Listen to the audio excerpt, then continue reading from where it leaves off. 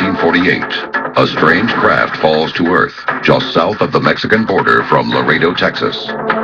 Secretary of State George Marshall receives permission from Mexican authorities to retrieve it.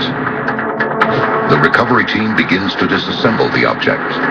Its metal seems almost unbreakable, even to the heat of acetylene torches. The men are forced to use carbide and diamond drills and saws to breach the hull. What they find inside is shocking. The badly burned body of the UFO's pilot. Witnesses describe the body as alien in appearance. It's 4.5 feet tall, with hands showing only 4 claw-like fingers. The shape and size of the head are humanoid, but definitely not human.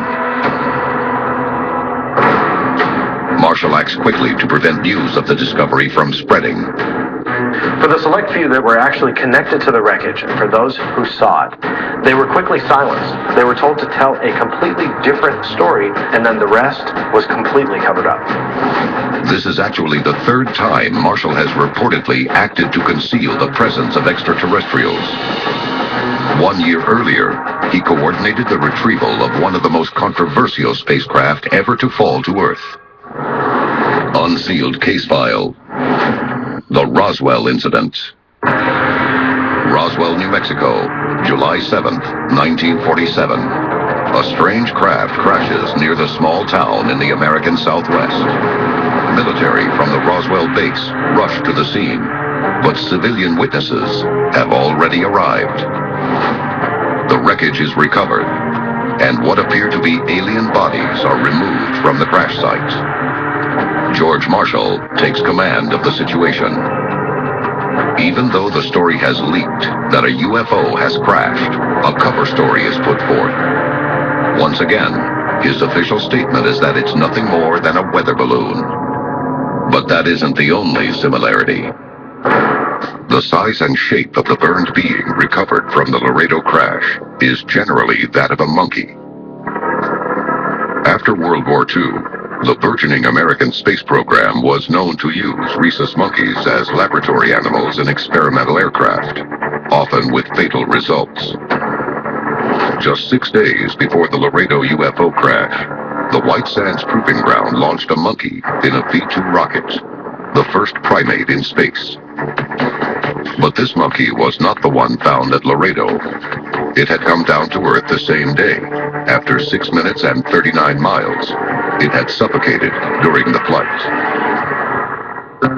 NASA vigorously denies any connection between UFO reports and lab monkey experiments in space. But the photographer alleges that he had been present during the field autopsy of the charred being in 1948, and that autopsy confirms the body is not of this world. A year earlier, in 1947, at least 4 extraterrestrial biological entities were retrieved from the Roswell crash site, fitting the same physiological profile as the Laredo alien. They will become known as the Greys, an alien race that will be linked to more reports of terrifying abductions than any other. The situation is escalating. 2 incidents involving the same species have occurred in less than a year. Is America facing an invasion by the Greys? And if so, what does the government intend to do about it? Marshall reportedly sets up a task force to investigate the rash of alien activity. This group will come to be known as Majestic 12, one of the most top-secret groups in government history. The Majestic 12 are set to control all top-secret UFO crashes and their recovery. At the time, their movements and research are ultra-top secret, even beyond the control of the president. By the mid-1950s, experts claim they have been rear-engineering alien technology retrieved from such famous UFO crashes as Roswell and Laredo. But many ufologists believe Majestic 12's most chilling secret is that they have been communicating with aliens. 10 years later, Marshall has stepped down as Secretary of Defense. Dwight D. Eisenhower is now president. and Majestic 12 has made contact with the alien Greys. A meeting is reportedly arranged between the Greys and President Eisenhower to discuss peace between worlds. Now, there was a meeting, supposedly, that took place in 1957 at Holloman Air Force Base. And this was with the Greys. At that meeting, supposedly there was some sort of treaty that was signed, whereby they could take some humans for abduction, experimentation, but they had to be returned safely. In exchange, the Greys would give us some technology. What did Eisenhower allegedly ask of the alien Greys he met? And what did they ask for in return?